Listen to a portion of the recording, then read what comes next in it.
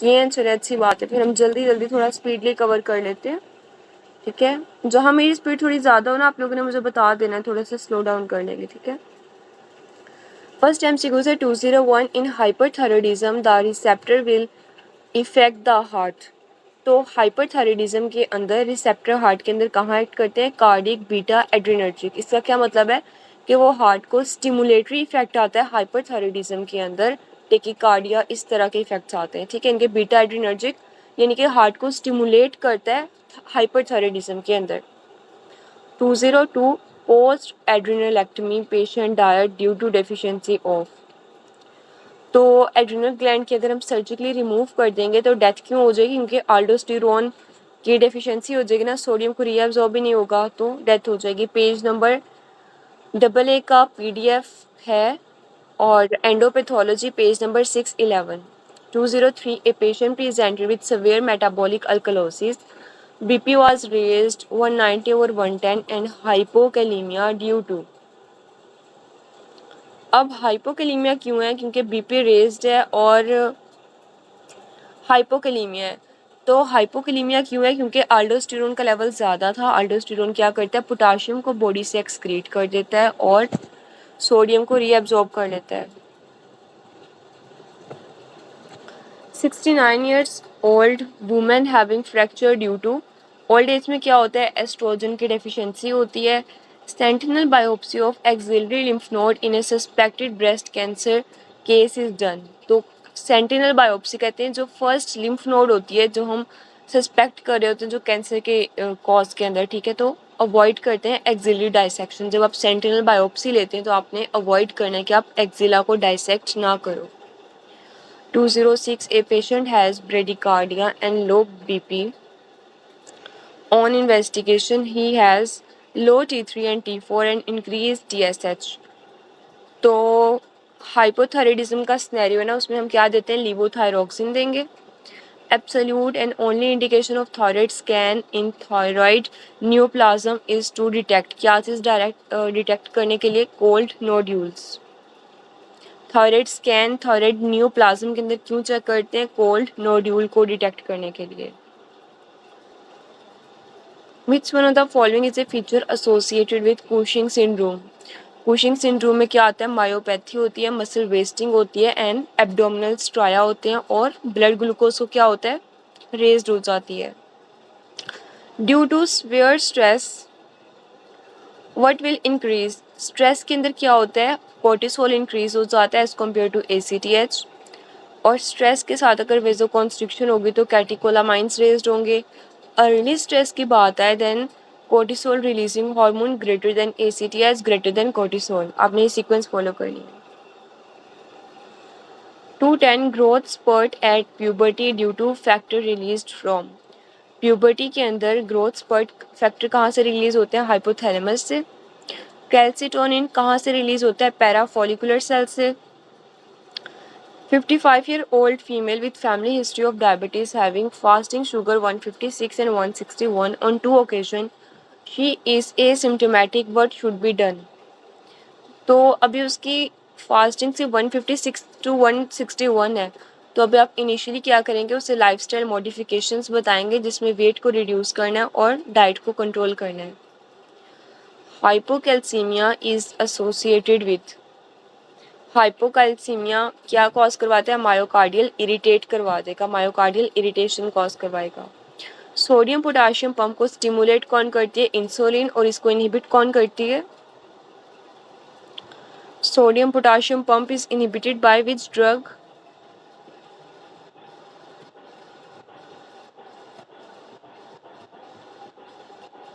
कौन सी ड्रग करती है? ग्लूकागॉन। Thyroid diuretics.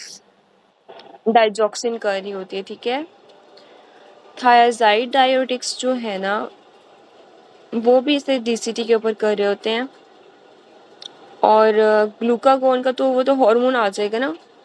ड्रग में कौन सी आ जाएगी? डाइजॉक्सिन होती है जो सोडियम पोटाशियम पंप को इनहिबिट करती है। In utero study, it's revealed that there is absent vagina and testes with development of scrotum.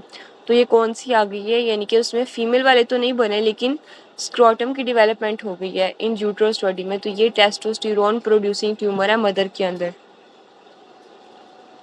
A female is worried about a lump in her breast. She also has family history of ovarian carcinoma in her mother. What is the main risk factor in her? तो अब इसमें क्या risk factor होगा? बरका one की mutation क्या cause करवाती है? ब्रेस्ट कैंसर कॉज करवाएगी। इंक्रीज्ड आयोनाइज्ड कैल्शियम किस चीज़ को इंडिकेट करता है? पैराथायरॉयड एडिनोमा को। ठीक है। 26-year-old healthy woman with regular menstrual cycle, page number है 216 to 612. She was uninjured but her husband and son died in years. मतलब उसकी मेंसेस स्टॉप हो गई जब से उसके हस्बैंड और बेटे की डेथ हुई है। तो frequent nightmares about the accident, the most likely reason for her amenorrhea. तो उसे डोपामिन जब डिक्रीज हो गया है, उसे एक ट्रॉमा मिला है ना, ट्रॉमा की वजह से क्या हुआ है? डोपामिन उसका डिक्रीज हो गया है, जिसकी वजह से prolactin will cause more prolactin to be release. Prolactin ज़्यादा रिलीज होता है और प्रोलैक्टिन क्या कॉज करवाता है? GnRH को इनहिबिट करेगा और एमेनोरिया हो जाएगा। तो बीटा ऑप्शन आएगा कि डिक्रीज डोपामिन होगा और प्रोलैक्टिन इंक्रीज होगा, that will cause decrease GnRH। A patient of follicular thyroid carcinoma, it will mainly metastasize to। तो ये अपने मेट्स कहाँ पे चले जाते हैं? इसके लीवर में स्प्रेड हो जाते हैं। ये एमसीक्यूज बहुत दफ़ा रिपीट हुआ है। फॉलिकुलर कार्सिनोमा के मेटास्टेसिस कहाँ होती है? लंग्स के अंदर। Patient presented with single solitary nodules on investigation, oval nuclei is seen, it is. तो ओवल न्यूक्लिया किसके अंदर आते हैं? पेपिलरी कार्सिनोमा में। इसे क्या कहते हैं? Orphan NAI nucleus. Nitrogen balance in acute abdominal surgery patient, अगर एब्डोमिनल सर्जरी के पेशेंट में क्या होगा? नाइट्रोजन लॉस हो जाएगी, is increased in major abdominal surgery. ठीक है। एब्डोमिनल सर्जरी जब आप मेजर करते हैं तो जैसे ही आप वो सारा कुछ मतलब उसकी वॉल इंजर्ड होती है ना, एब्डोमिनल वॉल, जैसे आप लेप्रोस्कोपिक सर्जरी करते हैं, तो इस तरह वो कह रहे हैं कि इसमें एब्डोमिनल सर्जरी जितनी मेजर होगी उतनी ज़्यादा नाइट्रोजन लॉस हो जाएगी। ए female patient presented with, page number है 612 और एंडो की पैथोलॉजी के MCQs करें 222। A female patient presented with complain with increase heart rate, intolerance to heat with sweating, hands and palms और diarrhoea, lab show calcium normal है, PTS normal है, urea भी normal है, फॉस्फेट भी normal है। Which one of the following can be the palpable diagnosis? क्या है? Thyrotoxicosis, क्योंकि उसमें हार्ट रेट ज़्यादा आ रहा है, इंटॉलरेंस टू हीट है एंड स्वेटिंग है। ठीक है। और उसे डायरिया भी हो रहा है, तो ये थायरोटॉक्सिकोसिस का सारा सिनेरियो है। इसमें हम कौन सी ड्रग आगे देंगे? बीटा ब्लॉकर्स देते हैं। नेक्स्ट MCQ है female having tremors, increase heart rate, rapid weight loss. Investigation क्या करवाएंगे? हार्ट रेट ज़्यादा कब होता है? हाइपर थायरॉयडिज्म में। तो हाइपर में क्या होगा? T3 T4 ज़्यादा होगा, TSS डिक्रीज होगा।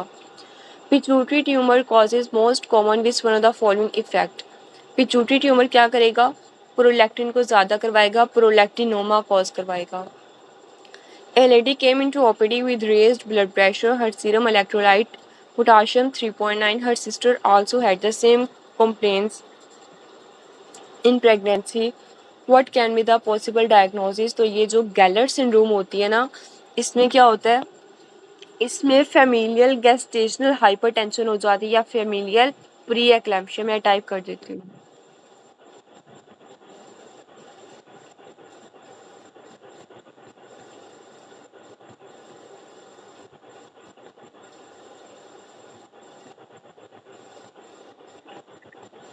या familial gestational hypertension.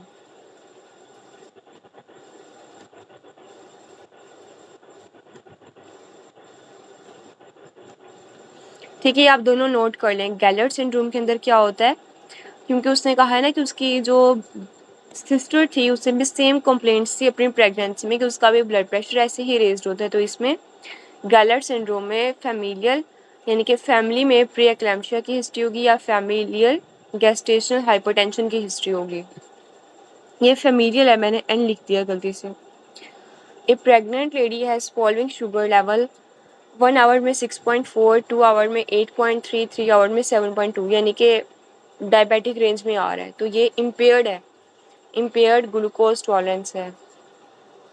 After how many HbA1c से मैंने आपको लास्ट कल रिपीट करवाया था, एक्सप्लेन किया था कि इसके 3 मंथ्स क्यों आते हैं, क्योंकि रेड ब्लड सेल्स की लाइफ होती है वो 3 मंथ्स की होती है। इन मिनरलोकोर्टिकॉइड एक्सेस एंटेगोनिस्ट एक्ट ऑन, किस साइड पे इसका एंटेगोनिस्ट होता है, against aldosterone receptor. Patient presented with a heat intolerance, diarrhoea on end of associated with being anxious. Investigation में T3 T4 ज़्यादा, इनके हाइपर थायराइडिज्म की पिक्चर है, तो हाइपर थायराइडिज्म किस में आता है, ग्रेव्स डिजीज में, और हाशिमोटो हाइपोथायराइडिज्म में आएगा, और वो प्रेग्नेंट लेडीज में होता है। 230-60 years old lady presented with fracture of hip bone with supplement might be beneficial। तो एर्गो काल्सिफिरोल, इसमें कौन सी टाइप होती है विटामिन डी की, D2 होती है, ठीक है। ये क्या करवाती है, बोन में हम एज ए सपोर्टिव थेरेपी देते हैं, ये क्या करवाती है, इंक्रीज करवा देती है कैल्शियम की एब्जॉर्प्शन को।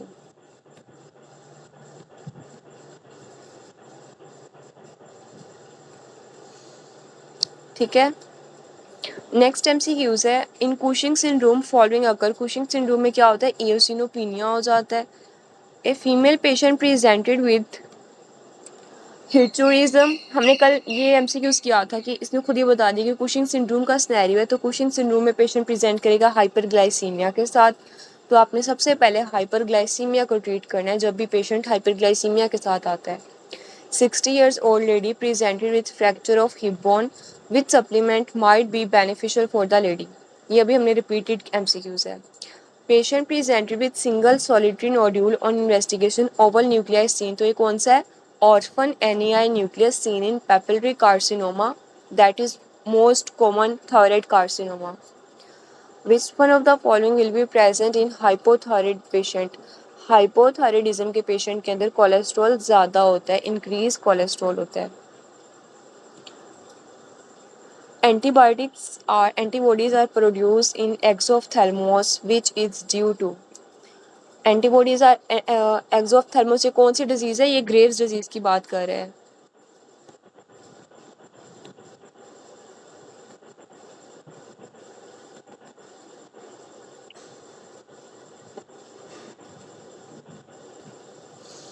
ठीक है, patient having congestive cardiac failure secondary hyper aldosteronism, हमने कल भी डिस्कस किया था कि प्राइमरी को कहते हैं कौन, उसमें हाइपोकैलेमिया होता है, हाइपरटेंशन, इंक्रीज आल्डोस्टेरोन और डिक्रीज लेवल। सेकेंडरी में आल्डोस्टेरोन तो उसका नाम ही बता रहा है कि हाइपर है, तो दोनों में इंक्रीज आल्डोस्टेरोन होगी, और रेनिन किस में इंक्रीज होगा, सेकेंडरी हाइपर आल्डोस्टेरोनिज्म के अंदर। और एडिसन डिजीज में क्या होगा, hyperkalaemia, hypotension, hyponatraemia and increase pigmentation of the skin. Cushing में क्या होगा, hypokalaemia with central obesity, muscle wasting, myopathy, moon face, buffalo hump, spontaneous bruising, skin striae and proximal myopathy. Proximal myopathy से first पे लिखना चाहिए वैसे। Female having cold intolerance, rapid weight gain, तो rapid बहुत ज़्यादा वेट गेन कब होता है, हाइपोथायराइड वाला पेशेंट हेल्दी होता है, ओबीस होता है, और हाइपरथायराइडिज्म वाला पेशेंट लीन होता है, पतला होता है। तो वेट गेन क्यों हो रहा है, तो T3 T4 कम होगा, TSH ज़्यादा होगा। Increase pigmentation in the skin किस में होता है, ACTH ज़्यादा होगा, तो ये कुशिंग डिजीज़ में होता है। Which one is a feature of Cushing syndrome में हाइपरग्लाइसीमिया होगा, तो आपने सबसे पहले हाइपरग्लाइसीमिया को ट्रीट करना है। A patient presents with myxedema, which one of the following finding would you most likely observe in this patient? ये रिपीटेड MCQs है, हाइपरक्लोस्ट्रीमिया होता है हाइपोथायराइडिज्म वाले पेशेंट्स में। An old woman with short height, perioral anesthesia, tingling sensation, having blood calcium level 6 पे, यानी कि hypocalcaemia है, पैराथायराइड का लेवल ज़्यादा है, फॉस्फेट का कम है, अल्कलाइन फॉस्फेट रेज्ड है, क्रेटिन का लेवल नॉर्मल है। What will be the cause, इसमें कॉज क्या आएगी, विटामिन डी की डेफिशिएंसी हो जाएगी। क्यों, क्योंकि हाइपोकैल्सीमिया है।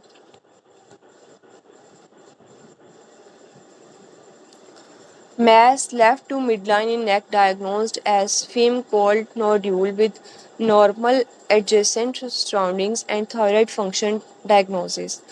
तो अगर एक फीम नोड्यूल है ना, लेकिन उसने थायराइड जो कैप्सूल को इन्वेड अभी नहीं किया, तो अगर कैप्सूल के अंदर इन्वेजन नहीं है देन इट्स फॉलिकुलर एडिनोमा। अगर वो कैप्सूल के अंदर इन्वेड कर जाती है then it's follicular carcinoma.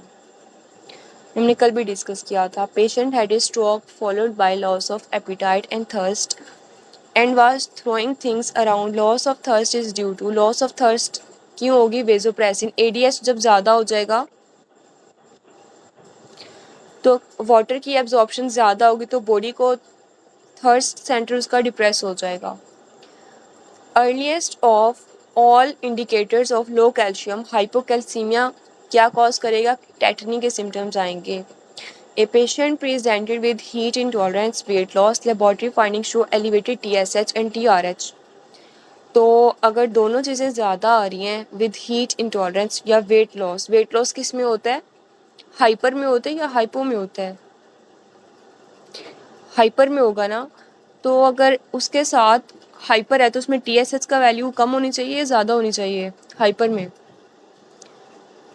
Hyper में कम कम होनी होनी चाहिए। चाहिए। कम होनी चाहिए ना। तो अगर दोनों रेज्ड हैं इसका मतलब है कि हाइपोथैलेमस के अंदर कोई पैथोलॉजी है, कोई ट्यूमर है जो कि abnormally high level of TRH and TSH produce कर रहा है। ठीक है, बस 50 तक करते हैं, फिर हम नमाज ब्रेक लेंगे, फिर नेक्स्ट कंटिन्यू करेंगे। 248 50 years old patient had complaint of macroglossia, hyperglycemia and polyuria. MRI showed tumors of the pituitary gland. Which type of group is involved in the origin of this tumor? तो ये कौन सी आ जाएगी? कौन से hormone की बात कर रहा है? ग्रोथ हार्मोन की। Growth hormone. A thin, lean child presented with low calcium level and phosphate level at the upper limit of the normal. What should be checked in the serum to confirm the diagnosis? तो parathyroid hormone को आप check करेंगे। अगर surgery के दौरान parathyroid hormone अगर आप cut कर दें तो पेशेंट प्रेजेंट करेगा टेटनी के साथ। ठीक है, एक्सप्लेनेशन रीड करते हैं। The combination of low calcium and high normal phosphate suggest possible parathyroid disorder such as hypoparathyroidism और सूडो हाइपोपैराथायराइडिज्म, जिसमें सीरम का PTH लेवल हम करवाते हैं ताकि हमें पता चल जाए कि कहाँ इशू आ रहा है। टोटल सीरम कैल्शियम लेवल आपको पता होना चाहिए, इसकी वैल्यू 8.5 to 10.5 होती है। अगर मिलीग्राम्स में करें और मिलीमोल्स में करें तो 2.12 से 2.62। आयोनाइज्ड कैल्शियम वैसे हमें करवाना चाहिए, जो कि रिसेंट जो यूके की गाइडलाइंस है ना, अगर आप अमेरिकन गाइडलाइंस या यूके की गाइडलाइंस करें तो उसमें हमें टोटल सीरम कैल्शियम की जगह आयोनाइज्ड कैल्शियम अपनी लैब्स में करवाना चाहिए, जिसमें वैल्यू कितनी होती है? 4.5 to 5.6 मिलीग्राम पर डेसीलीटर। ये आपको ज़्यादा करेक्ट बता देता है कि बॉडी के अंदर कैल्शियम कितना कम है। और सीरम फॉस्फेट कितना होना चाहिए? 2.5 to 4.5 मिलीग्राम पर डेसीलीटर। ठीक है, आपके लेवल में वैसे बस सुपरफिशली ऐसे बहुत ज़्यादा डिटेल में जाने की ज़रूरत नहीं है। Patient known case of hypothyroidism taking levothyroxine 50 mg 2 tablets before breakfast. Now he presented with his symptoms coming back including cold intolerance and constipation. What will you check? तो सबसे पहले आपने TSH का लेवल चेक कर लेना है। ठीक है, अच्छा अब आपके कितने मिनट की आपको नमाज ब्रेक चाहिए? 5 मिनट या 10 मिनट?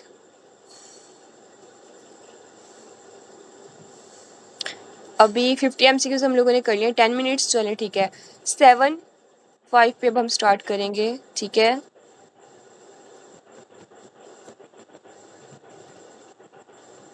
चलें ठीक है, 7:05 पे सबने ज्वाइन कर लेना है दोबारा। ठीक है,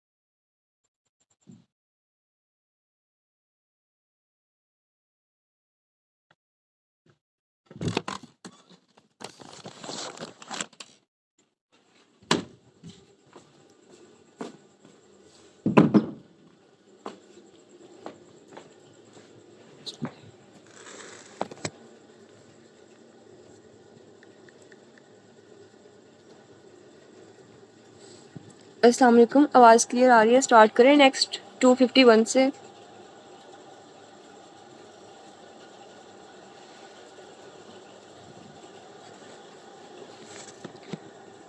चलें ठीक है। 125 टू हाइड्रोक्साइड रेगुलेटेड बाय, हमने इसमें बात की थी कि इसे रेगुलेट कौन करता है, पीटीएच करते हैं या कैल्शियम करते हैं? मैंने आपको लास्ट टाइम इसका आंसर दिया था कल शायद। इसे रेगुलेट कौन करते हैं? कैल्शियम। तो इसका करेक्ट आंसर है alpha.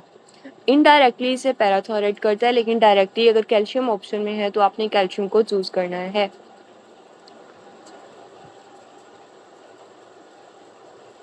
A patient swelling in the neck, bilateral exophthalmos and antibody against thyroid receptors के अगेंस्ट आ रही होती है, ठीक है, ग्रेव्स डिजीज में। नेक्स्ट एमसीक्यू से इतना लंबा स्नैरियो लिखा हुआ है, लेकिन जब भी इस तरह का स्नैरियो ना आ रहा हो बहुत लंबा सा कि बोन्स पेन है, कैल्शियम लो है, बाकी सारी चीज़ें बॉर्डर लाइन के ऊपर है, तो ये कौन सा होता है? Primary hyper parathyroidism. एसके के अंदर ये बहुत दफ़ा आया हुआ है और ये स्नैरियो भी एज इट इज़ आता है, ऑप्शन भी यही होता है। तो जब भी बॉर्डर लाइन के ऊपर होगा और कैल्शियम कम होगा तो आंसर क्या होता है? Primary hyper parathyroidism. ये एज इट इज़ आता है MCQs. A woman presented with cold intolerance is symptom suggestive of hypothyroidism. Which test should be performed to confirm the diagnosis of hypoparathyroidism?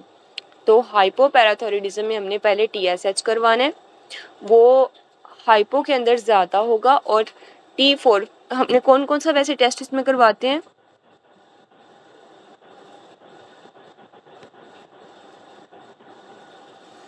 TSH first पे, then free T4, ठीक है, T3 नहीं करवाते। तो उसमें T4 TSH ज़्यादा होगा और फ्री T4 का लेवल कम होगा, ठीक है, जिससे हमें पता चल जाएगा कि हाइपोथायराइडिज्म है। नेक्स्ट एमसीक्यूज है, a patient with an XX karyotype present, इनके फीमेल है, प्रेजेंट कर रही है ओपीडी के अंदर with external genitalia pair mills. तो कल हमने क्या बात की थी कि अंदर जब आप अल्ट्रासाउंड करते हैं तो कैरियोटाइपिंग करवाते हैं। कैरियोटाइपिंग में सबसे पहले ना आपने इस तरह का जब पेशेंट्स आते हैं आपने उसका अल्ट्रासाउंड करवाना होता है। पहले आप देखते हैं कि उसमें यूट्रस प्रेजेंट है या फीमेल स्ट्रक्चर है अंदर से उसके लोअर एब्डोमेन के अंदर, या मेल्स वाले स्ट्रक्चर हैं, ठीक है। देन आपने पता चल गया कि बाहर से तो उसकी एक्सटर्नल जेनिटलिया यानी कि टेस्टिस और स्क्रोटम प्रेजेंट थे, बाहर से वो मेल है, लेकिन अंदर से फीमेल आएगी कि उसे पीरियड्स नहीं हो रहे, यानी कि मेनार्की नहीं हुई या वो कंसीव नहीं कर पा रही, ठीक है। सॉरी, ये तो मैंने ऑपोजिट कर दिया है, ठीक है। मतलब आपको सिनेरियो बता रही हूँ कि जब आप उसके अंदर फिर चेक करेंगे, अल्ट्रासाउंड करेंगे, तो उसमें यूट्रस एब्सेंट होगी और कैरियोटाइपिंग फर्दर फिर आप उसमें करवाएंगे, तो उसमें आपको पता चलेगा कि उसके अंदर जो है बाहर से अगर वो मेल है तो अंदर में उसमें फीमेल के स्ट्रक्चर्स होंगे, और वाइस वर्सा होगा। अगर बाहर से उसके जेनिटेलियाज फीमेल की तरह के हैं तो ऐसा भी हो सकता है कि उसके इंटरनल जेनिटेलियाज जो हैं वो फीमेल लाइक हों, ठीक है। ये आप समझ गए हैं ना सारा? तो इसमें कल भी हमने बात की थी कौन सा एंजाइम डेफिशिएंसी होती है? 21 हाइड्रोक्सिलेज डेफिशिएंसी। एंड्रोजन इसमें ज़्यादा बन रहा होता है, ठीक है। अच्छा, ये क्लियर हो गया ना आपका? 255 वाला हमने कल भी डिस्कस किया था। Which one of the following hormone has the greatest effect on muscle strength and cause muscle की hypertrophy? कौन करवाता है? टेस्टोस्टेरोन। नेक्स्ट MCQs है, Which one of the following is clinical manifestation? Cushing syndrome में muscle myopathy होती है, then abdominal stria, then hyperglycemia. Patient present with weight loss, palpitation, heat intolerance and diarrhea. On lab investigation, what will be low? तो weight loss है उसका, सबसे पहले आपने TSH करवा लेना है। 20 years old female presented with right side cervical lymphadenopathy. She was completely asymptomatic. Histological examination के अंदर मेटास्टेटिक ट्यूमर है। तो कौन सा प्राइमरी थायराइड का ट्यूमर होता है? Papillary carcinoma. इसमें क्या आता है? सोमामा बॉडीज आती हैं और ऑर्फन एनीआई न्यूक्लियस होता है। Patient presented with fatigue, hypotension on examination, skin pigmentation is visible. Investigation revealed aldosterone उसका कम है, कोर्टिसोल भी कम है, ACTH उसका ज़्यादा है, सोडियम हाइपोनेट्रीमिया है, हाइपरकैलीमिया है। तो ये ऑटो इम्यून डिस्ट्रक्शन है। इसे कौन सी डिजीज़ बनी है? इसका डिजीज़ का नेम तो बताएं आप लोग मुझे। Hyper, very good, Addison disease, ठीक है। Hyponatraemia, hyperkalaemia with decrease aldosterone decrease, cortisol और स्किन की पिगमेंटेशन भी है। 261 a patient presented with fatigue, headache, ptosis and weakness. Investigation के अंदर T3 0.2 है, फ्री T4 0.1 है, TSH 0.4 है, increase catecholamines and increase LH and FSH। तो ये किस में आ जाता है? Pituitary apoplexy. अब इसके अंदर क्या होता है? पिट्यूटरी ग्लैंड का इन्फॉक्शन हो जाता है या पिट्यूटरी एडिनोमा जब होता है तो पिट्यूटरी हार्मोन कम बनते हैं। पिट्यूटरी हार्मोन कम बनेगा तो TSH T4 ये भी कम होगा। जब ये सारा कुछ कम होगा तो लेकिन कैटिकोलामाइंस इसमें ज़्यादा रिलीज होते हैं, जिसकी वजह से FSH और LH का लेवल भी रेज्ड होता है। ठीक है, इसमें क्या हो रहा है? इन्फॉक्शन हो रही है ऑफ पिट्यूटरी ग्लैंड।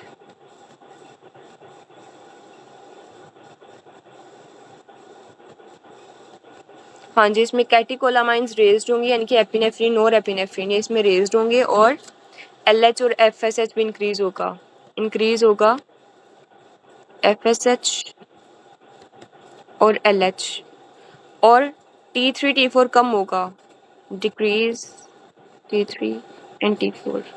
ठीक है, अच्छा नेक्स्ट करते हैं, which one of the following inhibit the insulin के सिक्रेशन को कौन इनहिबिट करता है? Beta adrenergic antagonist.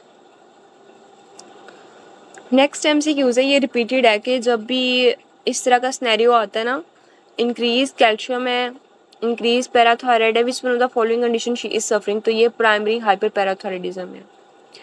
64 में 30 years old male patient was presented in OPD with complaint of diarrhea, weight loss, palpitations.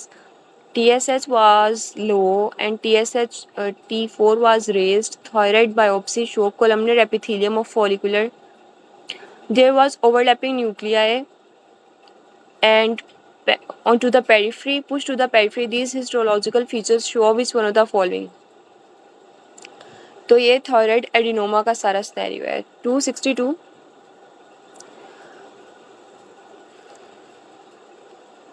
Which one of the following inhibit insulin की secretion को क्या चीज़ inhibit कर रही होती है? Beta adrenergic antagonist. अब इसमें से कौन सा आ जाएगा? बीटा एड्रिनर्जिक एंटागोनिस्ट कौन से होते हैं? बीटा एड्रिनर्जिक एंटागोनिस्ट इंसुलिन की सिक्रेशन को वैसे कौन सी ऐसी चीज़ है जो इस सारे हार्मोन्स को इनहिबिट कर रही होती है? सोमैटोस्टैटिन कर रहा होता है ना वैसे तो जी, सोमैटोस्टैटिन कर रहा होता है। ठीक है, इंसुलिन को भी, पैंक्रियाटिक सिक्रेशन को भी इनहिबिट कर रहा होता है और ये गैस्ट्रिक सिक्रेशंस को भी इनहिबिट कर रहा होता है। ठीक है, ये ओवरऑल इनहिबिटरी हार्मोन है। तो ये बीटा सेल से क्या रिलीज होता है? इंसुलिन। तो ये बीटा एड्रिनर्जिक एंटागोनिस्ट है कि उसे इनहिबिट कर रहा होता है। 265 19 years old girl presented with lack of height. तो हाइट कम है, उसमें कौन से हार्मोन की डेफिशिएंसी है? ग्रोथ हार्मोन की। ग्रोथ हार्मोन को अपने काम करने के लिए कौन सा हार्मोन चाहिए होता है? इंसुलिन। तो इसमें डेफिशिएंसी किस हार्मोन की है? Decrease insulin growth factor 1। After thyroid surgery patient presented with ear carpopedal spasm and decrease, ये थोड़ा सा ना ब्लर हुआ है, डिक्रीज क्या लिखा हुआ है? अच्छा, ओवरऑल बात करें कि सर्जरी के अंदर डिक्रीज कैल्शियम। ठीक है, तो सर्जरी के बाद अगर टेटनी के स्पैज्म आते हैं, इसका मतलब है इट्रियोजेनिक। कहते हैं कि जो सर्जन की वजह से, डॉक्टर के हाथ से अगर पैराथायरॉइड ग्लैंड रिमूव हो जाए या कट हो जाए या ख़राब हो जाए, ठीक है, तो इसे कहते हैं कि हाइपोपैराथायरॉइडिज्म की कंडीशन होगी ना, टेटनी इसीलिए तो हो रही है, तो ये इट्रोजेनिक हाइपोपैराथायरॉइडिज्म है। नेक्स्ट MCQ है, patient presented with mid line neck mass and weight loss, microscopy show prominent nucleoli. तो ये ऑर्फन एनियाई न्यूक्लियस होते हैं, किसमें होते हैं? सोमामा बॉडीज के साथ, पेपिलरी कार्सिनोमा। आगे इन्होंने इसमें एक्सप्लेनेशन भी दी हुई है। A mother brings her young infant, her mother gave history that he is lethargic, no tolerating breast feed and slow development since birth. Which one of the following lab test would you like to perform? अब आप क्या करवाएंगे इसमें? TSH करवा लेंगे and urinary chromatography. A 27-year-old woman presented with a complaint of weight gain, amenorrhea, and fatigue. Last year, she experienced a complicated delivery requiring 2 units of blood transfusion. She was unable to breastfeed on examination.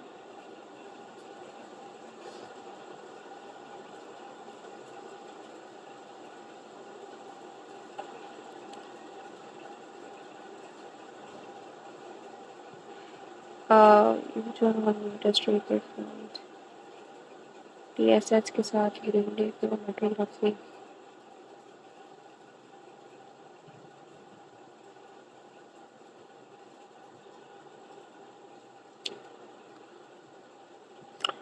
अच्छा इसे दोबारा read करते हैं. A mother brings her young infant. Her mother gave history that he is lethargic and not tolerating breast feed.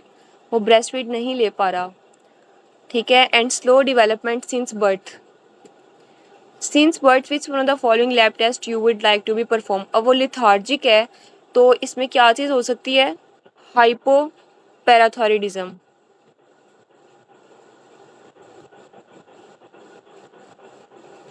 ठीक है.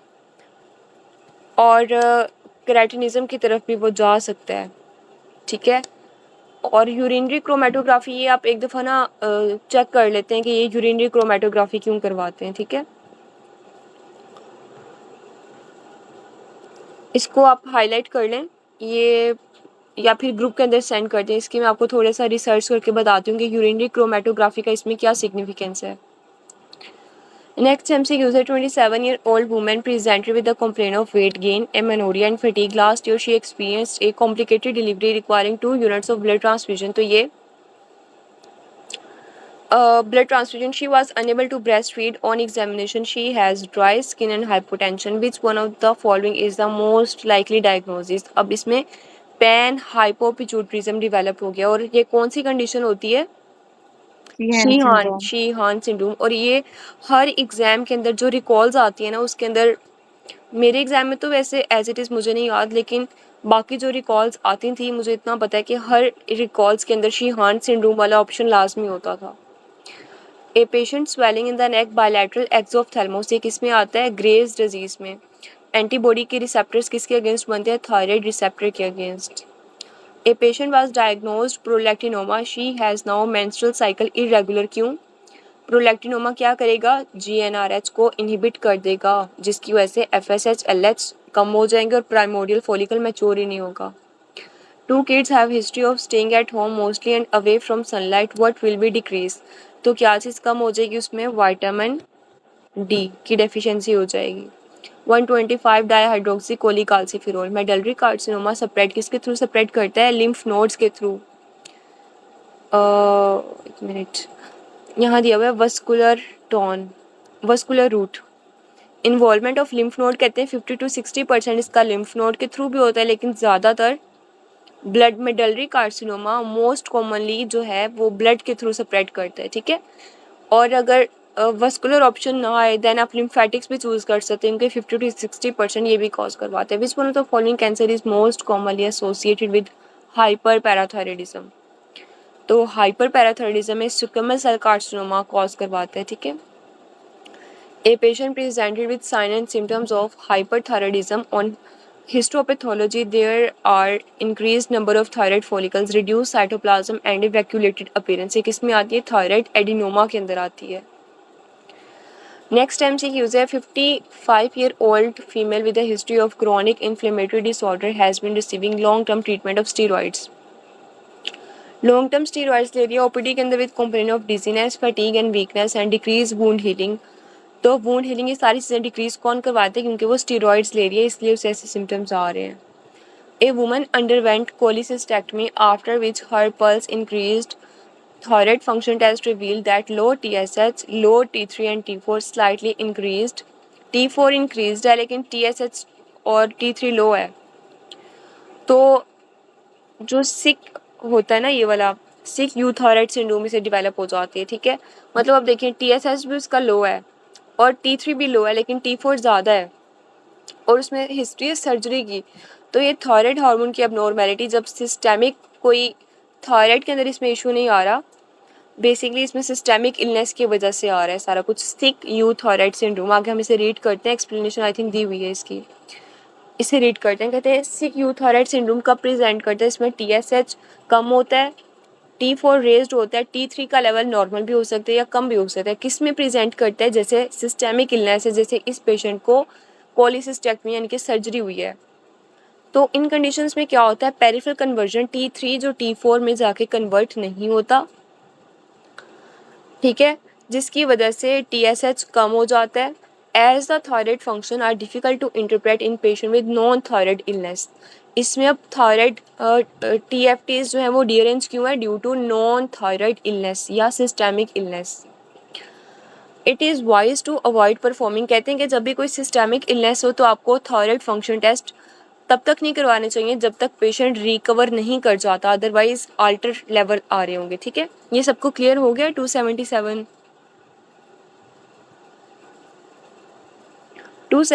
ठीक है, easy है।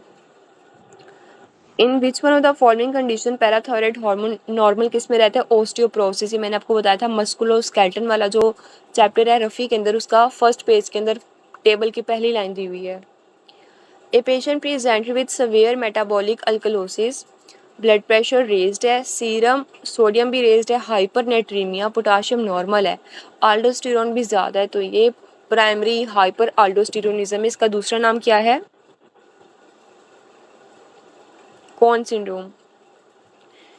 Which one of the following metabolite of vitamin D, laboratory assessment के लिए क्या करते हैं, 25 हाइड्रोक्सिलेज यूज़ करते हैं। विटामिन डी को रेगुलेट कौन करता है, vitamin D is regulated by, इसका आंसर कैल्शियम नहीं होना चाहिए, हर जगह इसका आंसर ना वैसे कैल्शियम ही है। डायरेक्टली कैल्शियम करता है, इनडायरेक्टली पैराथायराइड हार्मोन करता है। ठीक है, विटामिन डी का status assessed by which one of the following metabolite, कैसे चेक करते हैं, 25 हाइड्रोक्सी कोलिकाल्सिफेरोल।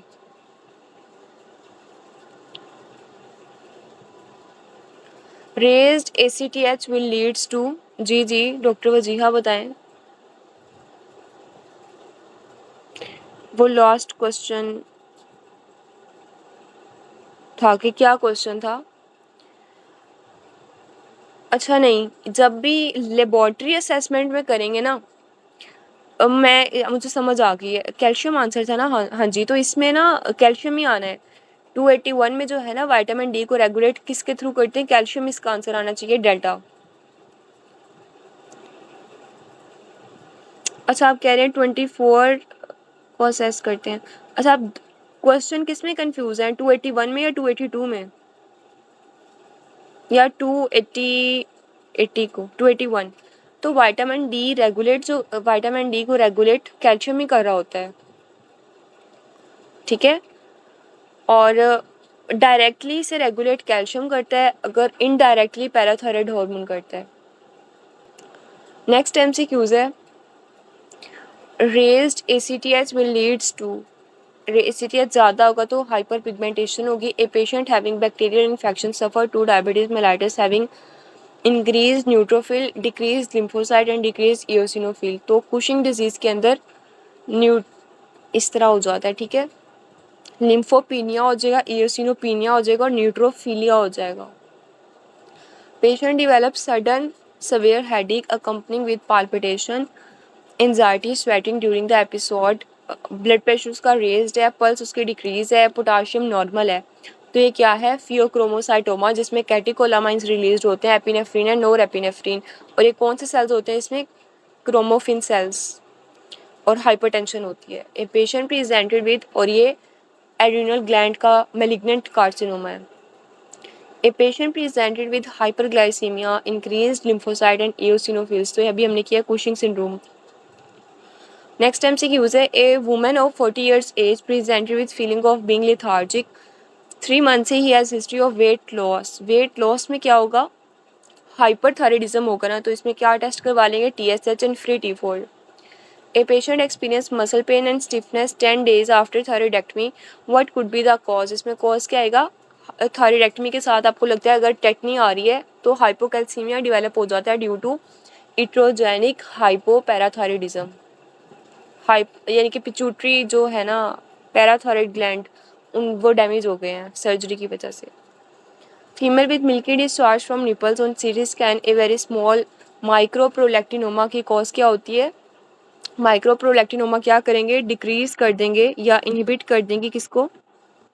GnRH को। एमेनोरिया हो जाएगा। 12 years old child came to OPD. He seems to be 7 years old. He has mental retardation cause of जी। Ma'am जो 286 है उसमें इयोजिनोफिल्स ज्यादा है, तो इयोजिनोफिनिया नहीं होना चाहिए क्या? अच्छा, मुझे एग्जैक्टली इसके नेम ना फर्स्ट एड से मैं आपको कंफर्म कर देती हूँ, मैंने रैंडम बोल दिए हैं, ठीक है? या फर्स्ट एड के अंदर लिखे होते हैं कि क्या क्या कंडीशन होती है। बस ये है कि 286 के अंदर ना हाइपरग्लाइसीमिया होगा, इंक्रीज लिम्फो, ठीक है? कुशिंग के अंदर न्यूट्रोफिलिया होंगे, ठीक है? तो आपने देख लेना कि इयोसिनोफिल जब रेज्ड होते हैं उसे क्या कहते हैं। बाकी दोनों में पीनिया होगा ना, तो इयोसिनोपिनिया एंड लिम्फोपिनिया, ठीक है? अच्छा, नेक्स्ट MCQs है हमारा। 12 years old child came to OPD. He seems to be 7 years old. मतलब अपनी उम्र से वो छोटा लग रहा है। तो but he has mental retardation. तो थायराइड हार्मोन बच्चे की किस चीज़ के लिए चाहिए होता है? ब्रेन डेवलपमेंट के लिए। थायराइड हार्मोन किसके लिए चाहिए होता है? ब्रेन डेवलपमेंट के लिए। तो मेंटली रिटार्डेड वो क्यों है? क्योंकि उसमें थायराइड हार्मोन की क्या डेवलप था? हाइपोथायराइडिज्म की वजह से उसका ब्रेन डेवलप नहीं हुआ, मेंटली रिटार्डेड हो गया बच्चा। First initial management of DK में आप क्या करवाते हैं? IV इंसुलिन देते हैं plus normal saline. A male presented with impaired excretions and feel ashamed of his enlarged breast. What is the most likely cause? तो कुशिंग सिंड्रोम के अंदर ACTH ज़्यादा होगा और एक्सेसिव कोर्टिकोट्रोफिन रिलीज होंगे। इसको रीड कर लेते हैं। एक्सेसिव कोर्टिकोट्रोफिन यानी कि ACTH इंक्रीज होते हैं, can lead to a condition, Cushing disease में वैसे ज़्यादा होता है ना ये, वेयर हार्मोनल इम्बैलेंस में cause gynaecomastia, erectile dysfunction, psychological stress, distress, elevated cortisol level disrupt the normal gonadal hormone regulation leading to these symptoms. हाँ जी, प्रोलैक्टिन ज़्यादा होगा ना, तो इसी की वजह से प्रोलैक्टिनोमा यानी कि मेल्स के अंदर गायनिकोमेजिया होगा, ठीक है? 50 years old male patient had complained of macroglosia. तो इसमें किस चीज़ का ज़्यादा हो रहा है? Growth hormone. A patient presented with hyponatremia and a history of car accident followed by spleen injury. तो हाइपोनेट्रीमिया में क्या होता है? हाइपोनेट्रीमिया में SIADH की वजह से कोई ट्रोमा आ गया ना, ट्रोमा के अंदर ADH ज़्यादा रिलीज होना शुरू हो गया एबनॉर्मली। CNS का जब भी इसमें कॉज किया, इसमें ट्रोमा की हिस्ट्री आ गई है। क्या हिस्ट्री में क्या दिया हुआ है? ट्रोमा। तो ट्रोमा भी एक रिस्क फैक्टर है SIADH का, उसमें ADH ज़्यादा हो गया है, हाइपोनेट्रीमिया, प्लाज्मा की ऑस्मोलैरिटी कम हो जाएगी और यूरिन की ज़्यादा हो जाएगी। Man with DK ketones in urine, what will be the diagnostic? तो डीके के अंदर क्या होता है? ब्लड हाइपरग्लाइसीमिया हो जाएगा और कीटोन बॉडीज़ भी ज़्यादा आएंगी, बाइकार्बोनेट्स कम हो जाएंगे, metabolic acidosis with increased anion gap. A patient presented with episodic hypertension due to cell damage in the adrenal gland. Which cell or region are most likely affected? तो ये pheochromocytoma के अंदर क्रोमोफिन सेल्स होते हैं और कैटिकोलामाइन release होते हैं जो एपिनेफ्रिन और नोरेपिनेफ्रिन होते हैं। A man with type 1 diabetes missed his insulin doses for 2 days and presented to the emergency room in a drowsy state, showing sign of decay. Which hormone deficiency is primarily responsible for this condition? तो insulin की deficiency हो जाती है ना, इसमें फिर आप बाहर से सबकट इंसुलिन दे रहे होते हैं या इंसुलिन की इन्फ्यूजन स्टार्ट कर देते हैं। Screening tool for diabetic peripheral neuropathy आप क्या करवाएंगे? मोनोफिलामेंट टेस्टिंग करवाएंगे। If glucose is less than 80, तो कौन सा हार्मोन रिलीज होता है? हाइपोग्लाइसीमिया के अंदर ग्लूकागॉन इंक्रीज हो जाएगा। जैसे मैराथन रनर के अंदर at the end of the race क्या चीज़ इंक्रीज हो जाती है? ग्लूकागॉन इंक्रीज हो जाएगा और इंसुलिन कम हो जाती है। क्वेश्चन नंबर बस लास्ट MCQs है आज का 300। 56-year-old man presented with confusion, headache and nausea on examination. BP उसका नॉर्मल ही है, हार्ट रेट भी नॉर्मल है, लैब के अंदर प्लाज्मा ऑस्मोलैरिटी 300 है, वो भी नॉर्मल है, लेकिन यूरिन की ऑस्मोलैरिटी बहुत ज़्यादा है। इसका मतलब है वाटर डेप्रिवेशन हो गई है कि ओवरऑल ही यूरिन की ऑस्मोलैरिटी ज़्यादा है, कंसनट्रेटेड यूरिन आ रहे हैं, इनके वाटर कम कम है। अच्छा नेक्स्ट आपके अब थोड़े से एमसीक्यूज रह गए हैं। आज की क्लास का टाइम 7:30 तक था। 26 एमसीक्यूज है, वो आप कर लेंगे, मैं रीड कर दूँ? मैम आप करा दें। चलें, मैंने वैसे चलें करते हैं। कुशिंग में न्यूट्रोफिलिया होता है, इयोसिनोपिनिया होता है, लिम्फोपिनिया होता है, ठीक है। डॉक्टर इरम ने शेयर कर दिया सबके साथ। एडिसन आना चाहिए आप कह रही हैं। 286। Hyperglycaemia, increase lymphocytes and eosinophils too. Hyperglycaemia तो दोनों में होता है, और लिम्फोसाइट्स अगर कम है, और मुझे ना फर्स्ट एड 286। एडिसन में इयोसिनोफिलिया होता है और लिम्फोसाइटोसिस होती है।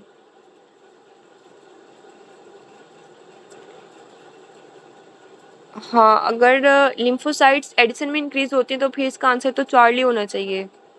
लेकिन जो एडिसन है, हम एक मिनट से पीछे से कर लेते हैं। एडिसन के अंदर हाइपरग्लाइसीमिया होता है? नहीं, हाइपोग्लाइसीमिया होता है आई गेस। इसे निकालती हूँ मैं, एक मिनट। हाइपोग्लाइसीमिया होता है एडिसन के अंदर, ठीक है।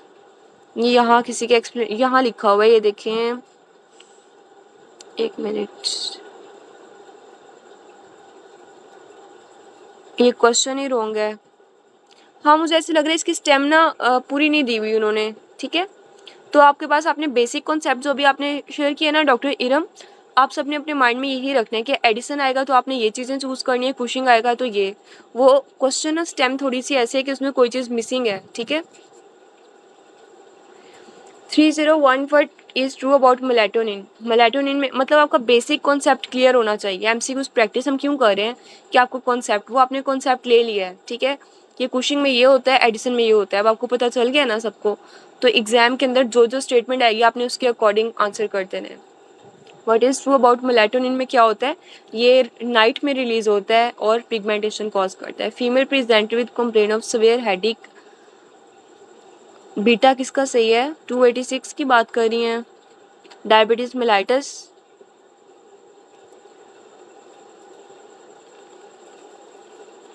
(301) derived from serotonin। सीरोटोनिन से तो डिराइव्ड होता है, होता है नो डाउट, लेकिन इसका मेन ये क्या करती है, कॉज पिगमेंटेशन। फिर आप ऐसे कर लेते हैं अल्फा ग्रेटर देन बीटा, ठीक है। कि मेलाटोनिन का मेन तो पिगमेंटेशन वाला हार्मोन है ना ये। Female present with complain of severe headache, uncontrolled hypertension और पोटाशियम नॉर्मल है, तो ये कौन सिंड्रोम में होता है। A patient presented in COPD OPD with complain of constipation, weight gain. Weight gain किस में होता है? हाइपोथायराइडिज्म के अंदर। एक्सेस कैरियोटाइपिंग हमने अभी कर लिया, इसमें ये रिपीटेड एमसीक्यूज है। नेक्स्ट एमसीक्यूज है, 60 years old businessman is evaluated by physician, blood pressure raised है, प्लाज्मा अल्डोस्टेरोन का लेवल ज़्यादा है और एक मैस पड़ा हुआ है एड्रिनल मेडुला के अंदर, ठीक है। Which one of the following is commonly associated, तो उसमें हाइपोकेलीमिया होगा।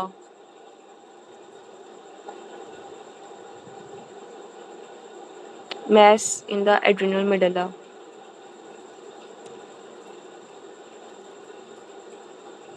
ब्लड प्रेशर ज़्यादा है, प्लाज्मा अल्डोस्टेरोन लेवल ज़्यादा है, तो ये कौन सी सिंड्रोम बनी है? ये प्राइमरी अल्डोस्टेरोनिज्म बनेगी, कौन सिंड्रोम, ठीक है।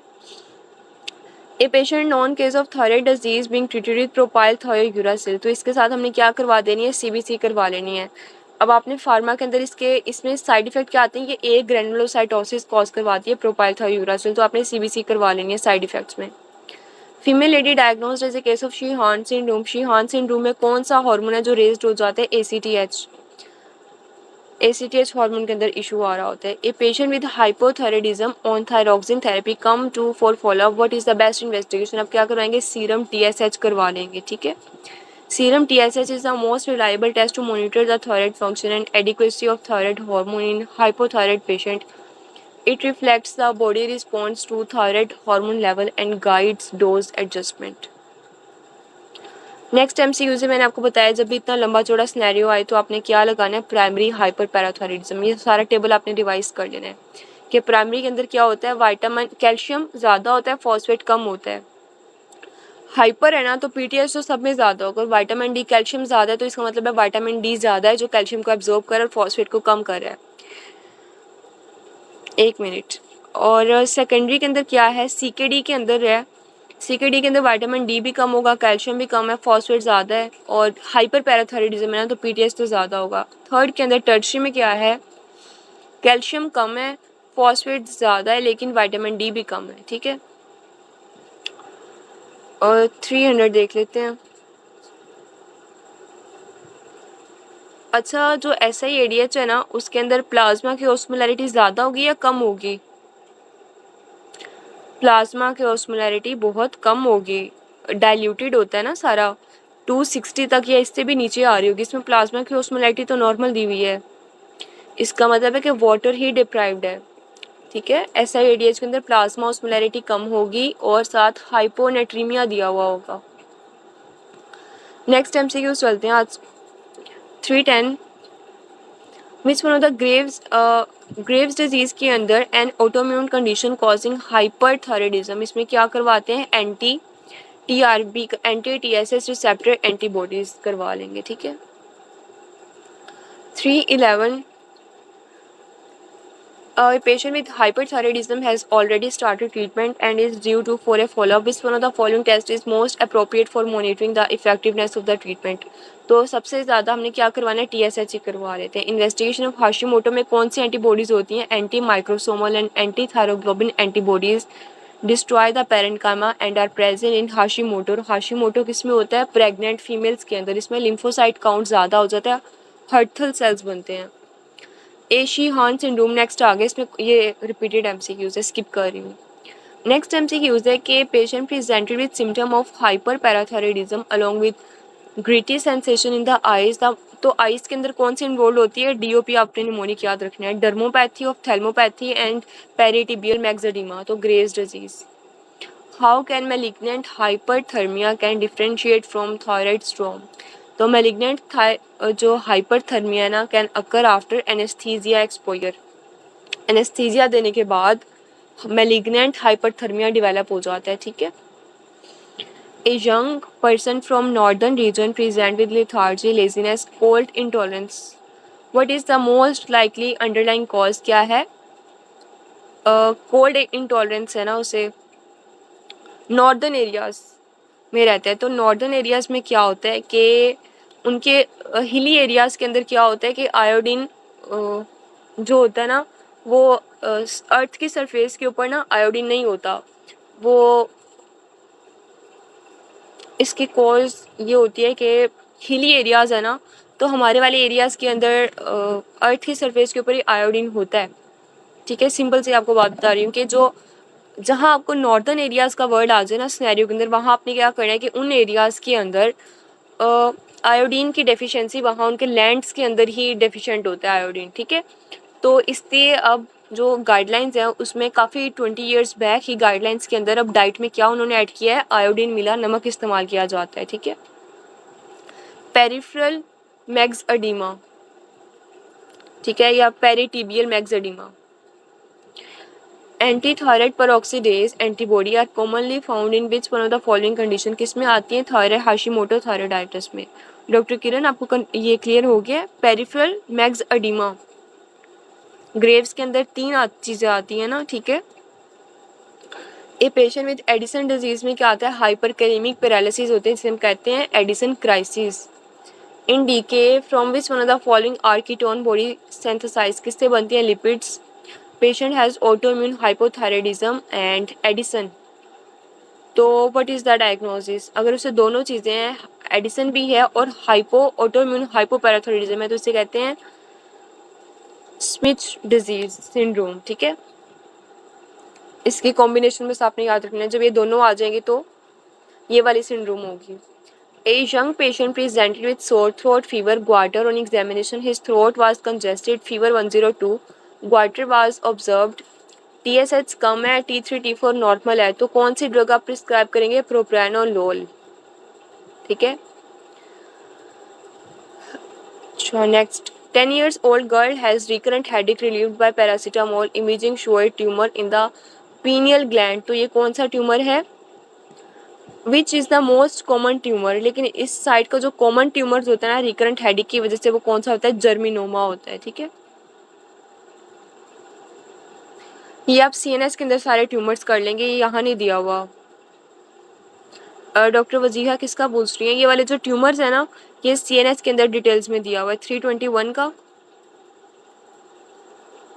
प्रोप्रेनोलोल इसलिए दे रहे हैं क्योंकि जब भी फीवर की हिस्ट्री आ गई है ना, तो ये नॉर्मल थायराइड का मसला तो रहा नहीं है, इसमें आज सोर थ्रोट की हिस्ट्री आ गई है, ग्वाइटर की हिस्ट्री आ गई है, और साथ मतलब बाकी सारे इश्यूज भी आ गए हैं, तो ये थायरोटॉक्सिकोसिस की तरफ जा रहा है। ठीक है, अगर उसमें आप देखें तो उसमें हम क्या देते हैं? बीटा ब्लॉकर्स देते हैं सबसे पहले। 4P आते हैं ना उसके ट्रीटमेंट में, फर्स्ट एड में लिखा हुआ है। और आपने इसके सिम्टम्स रीड करनी है कि इसमें एब्डोमिनल पेन होता है, फीवर होता है, हेडेक होता है, सारे कुछ सिम्टम्स दिए हुए हैं, मैं ग्रुप में भी शेयर कर देती हूँ थायरोटॉक्सिकोसिस के अंदर। नेक्स्ट MCQs है, a young boy present with DK like symptom, low insulin will cause. Low insulin क्या कॉज करेगी? Ketone body formation. Melanin deposition cause which pigmentation. कौन सा पिगमेंटेशन होता है? क्रूकनबर्ग स्पिंडल, जो एक डार्क पिगमेंट होता है। Pleomorphic adenoma, the most common benign tumour of the salivary gland, arise from which germ layer. किस लेयर से बनता है? Mixed benign tumour of mixed origin. ठीक है, पेशेंट विद मैग्स अडीमा प्रेजेंट किसके साथ करते हैं? इंक्रीज्ड कोलेस्ट्रॉल, यानी कि हाइपर कोलेस्ट्रीमिया होता है हाइपोथायराइडिज्म के अंदर। ठीक है, यहाँ हमारी एंड खत्म होती है, एंडोपैथोलॉजी पूरी एंडो खत्म हो गई। अब मुझे ये बताएं, इम्यूनोलॉजी आज आपने कर लिया फर्स्ट एड से? Yes ma'am. कवर सारी हो गई है? यस मैम, सर ने सारी करा दी है। अच्छा, आप लोगों ने ना ये अच्छे से एक दिन लगा के ना इम्यूनिटी में से याद करना ये सबसे इम्पोर्टेंट काम तो आपकी सेल्फ स्टडी है। ठीक है, अच्छा आपने ना इसको रीड लाजमी देना है, क्योंकि इम्यूनिटी ना फर्स्ट रफ़ी के अंदर बहुत थोड़ी दी हुई है, 4-5 पेजेस की दी हुई है। डबल ए में पल्स पॉइंट में भी अच्छी दी हुई है। MCQs इंशाल्लाह हम उसके कल करेंगे, लेकिन आपने फर्स्ट एड से इसके एटलीस्ट जो टेबल्स हैं ना, टेबल्स बहुत अच्छे से करने हैं।